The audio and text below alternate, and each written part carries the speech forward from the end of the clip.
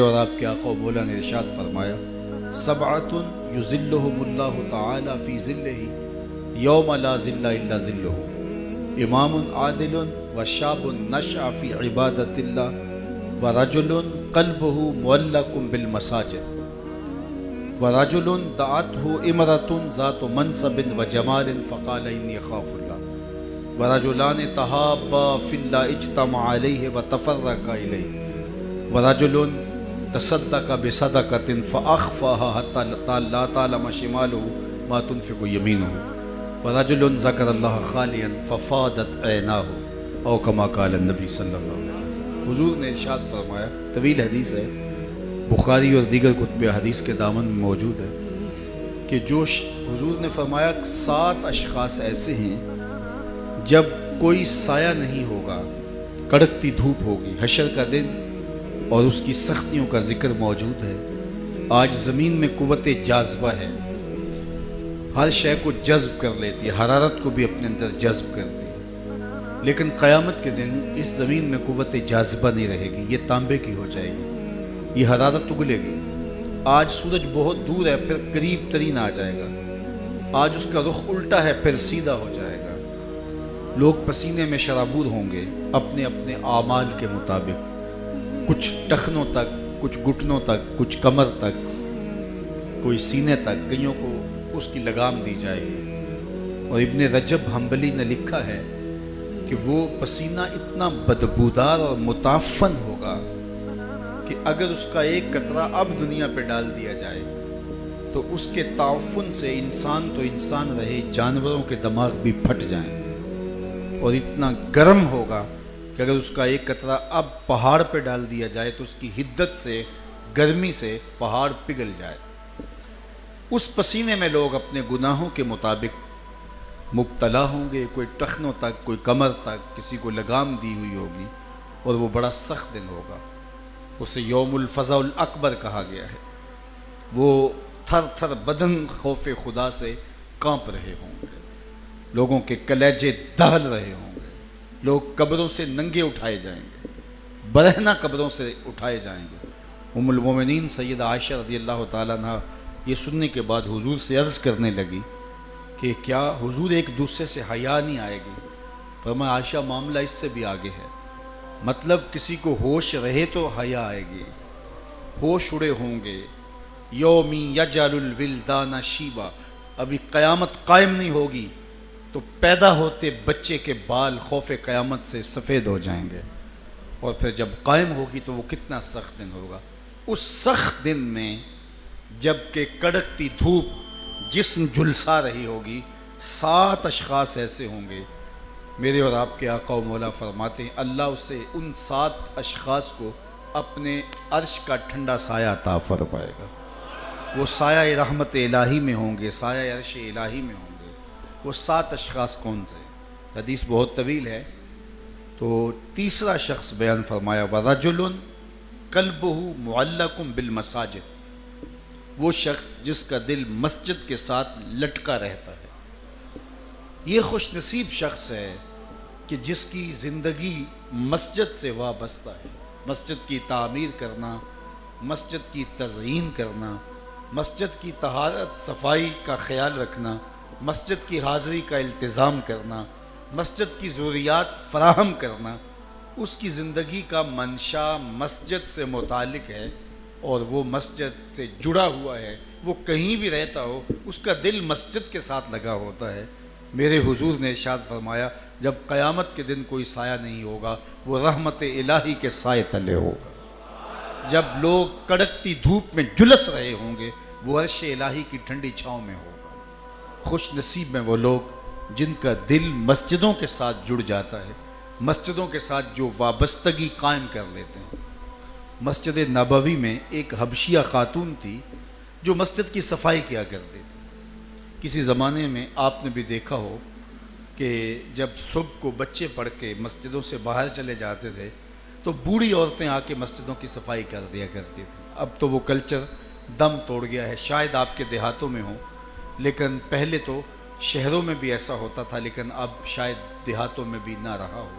تو بوڑھی خواتین آ کے صبح کے ٹائم مسجدوں کی صفائی کر دیا کرتی تھی، عصر کے بعد صفائی کر دیا کرتی تھی، تو وہ حبشیہ خاتون بھی یہ وظیفہ کرتی کہ مسجد نبوی کی صفائی کا التزام کرتی۔ ایک دن میرے اور آپ کے آقا و مولا نے فرمایا کہ کتنے دن ہو گئے میں اس خاتون کو نہیں دیکھ رہا، تو صحابہ نے عرض کی یا رسول اللہ ہمارے ماں باپ آپ پہ قربان ہوں، وہ تو انتقال کر گئی۔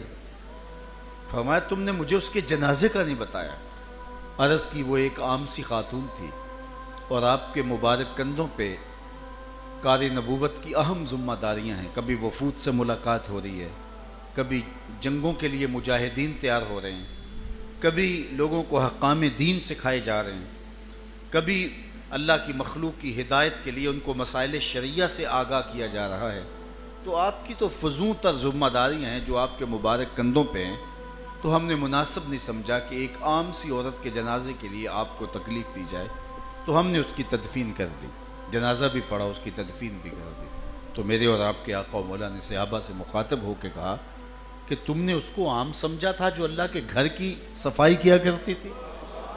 فرمایا مجھے اس کی قبر پہ لے چلو، اور صحابہ کے ہمراہ حضور اس کی قبر پہ تشریف لے گئے، اور وہاں جا کر کے اللہ کے محبوب علیہ السلام نے دعا مانگی۔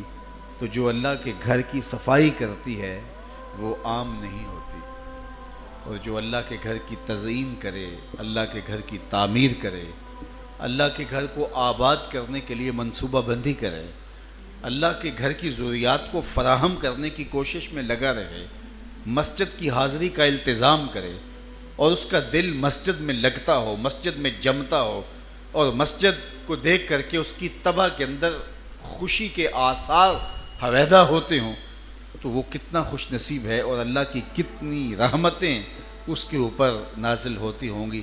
تو آج کے اس مبارک دن میں میں دعا کرتا ہوں کہ جن لوگوں نے اس مسجد کی تعمیر میں اپنی صلاحیتوں کے ذریعے، اپنے مال کے ذریعے، اپنی محبتوں کے ذریعے شمولیت اختیار کی، اللہ انہیں دارین کی جزائیں دے۔ بلکہ میں تو یہ دعا بھی کرتا ہوں کہ جو سڑک سے گزرتے ہوئے اس مسجد کو محبت کی نظر سے دیکھتا بھی ہے، اللہ اسے بھی جزا عطا فرمائے۔ اللہ کے پاکیزہ گھر کو دیکھنے سے جو فرحت قلب میں ہوتی ہے، یہ علامت ایمان ہے۔ اور مسجد کی تعمیر کرنا، مسجد کی تزئین اور دیکھ بھال میں لگے رہنا، فرمایا گیا جو شخص مسجد کی دیکھ بھال میں لگا رہتا ہے اور اس کی ضروریات کو فراہم کرتا ہے، فرمایا اس کے ایمان کی گواہی دے دیا کرو کہ وہ شخص مومن ہے۔ اس لیے کہ مسجدوں کی تعمیر اور مسجدوں کی آباد کاری یہ اہل ایمان کا شیوا ہے، اہل ایمان کا طریقہ ہے کہ وہ اللہ کے پاکیزہ گھر تعمیر بھی کرتے ہیں، ان کی تزئین بھی کرتے ہیں، ان کی تنظیف بھی کرتے ہیں، اور ان کی ضروریات کو فراہم بھی کرتے ہیں، اور ان کو سجدوں سے آباد بھی کرتے ہیں۔ یہ مسجدیں اللہ کی بیٹیاں، اللہ کے مبارک گھر بیت اللہ کی بیٹیاں قرار دی گئی ہیں۔ کہتے ہیں جب کعبۃ اللہ کی تعمیر مکمل ہو گئی تو مختلف سنگ ریزے، مختلف ٹکڑے اور ریت کے ذرے بہت سارے جمع ہو گئے۔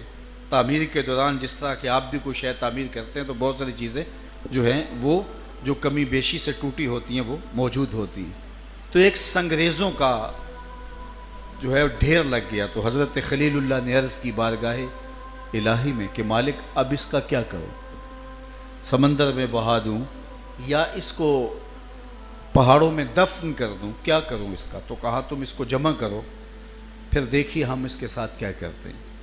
تو انہوں نے ایک گوشے میں وہ سارے سنگریزے، وہ ریت اور وہ ٹکڑے جو گرے تھے تعمیر کے دوران کعبۃ اللہ کے پتھروں سے، ان کو جمع کر دیا۔ تو جبریل امین حاضر ہوئے اور آ کے اپنا پر بچھایا، اور سارے سنگریزے ان کے پر پہ ڈھیل دیے گئے۔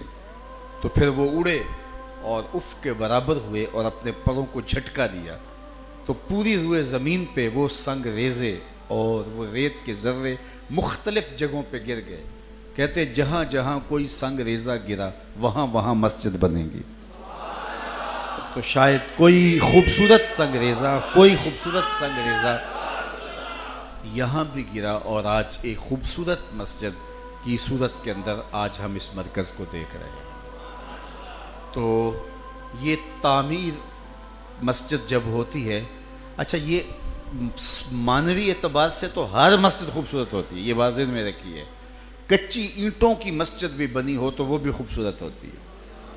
صوری اعتبار سے اگر آپ اس کو آراستہ کر لیتے ہیں تو پھر جو ہے وہ دو چند اس کی خوبصورتی بڑھ جاتی ہے. وہ میاں صاحب نے کہا تھا نا کہ دودھ اندر جے کھنڈ رلائیے تے مزہ ہو جاوے دونا، باج ادا کلام رسیلے لگدا شیر الونا، دودھ اندر جے کھنڈ رلائیے مزہ ہو جاوے دونا. تو دودھ تو پہلے ہی دودھ ہے، لیکن اگر اس میں چینی بھی شامل کر لی جائے، اس میں شکر بھی ملا لی جائے، اس میں شہد بھی ڈال لیا جائے تو پھر دودھ اور زیادہ پر لطف ہو جائے گا. مسجد تو کچی اینٹوں کی بھی ہو، کھجور کے پتوں کی بھی ہو تو خوبصورت ہوتی ہے. اس کا معنوی حسن تو لاجواب ہے ہی ہے. اور مسجد تو جو ہے وہ چند مرلوں پہ مشتمل ہو، چند جو ہے وہ فٹوں پہ مشتمل ہو، پھر بھی ہمارے فقہا نے لکھا اس کو چھوٹی مسجد نہ کہو. عمومی طور پہ ہم کہہ لیں چھوٹی مسجد اور بڑی مسجد، تو فقہا نے منع کیا، کہا کسی مسجد کو چھوٹی مسجد نہ کہو، کوئی مسجد چھوٹی نہیں ہوتی. ہاں یہ کہہ سکتے ہو کہ فلاں مسجد میں نمازیوں کی گنجائش کم ہے، یہ تو کہہ سکتے ہو کہ اس میں نمازی کم آتے ہیں، لیکن کسی مسجد کے ساتھ تصغیر کا لفظ چھوٹی کا صغیر کا نہ لگاؤ. مسجد بڑی ہی ہوتی ہے جب نسبت اس کو بڑے گھر سے ہے تو پھر بڑی ہی ہے. جب مسجد بیت اللہ ہے، جب اللہ کا گھر ہے تو وہ قصر شاہی سے افضل اور بڑا ہے اور بہتر ہے.